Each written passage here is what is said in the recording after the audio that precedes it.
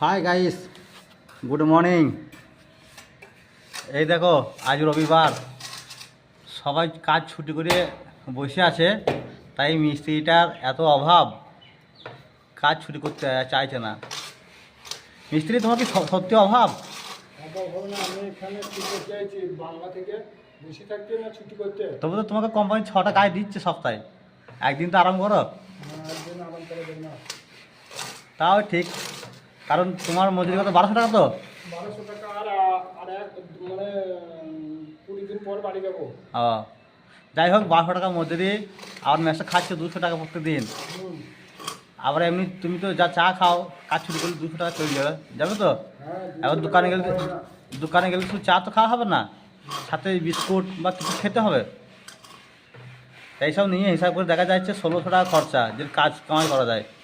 কারণ 1200 টাকা লস এমনিতেই, আর কি 400 টাকা, 1600 টাকা লস একদিন কাজ কামাই করা মানে।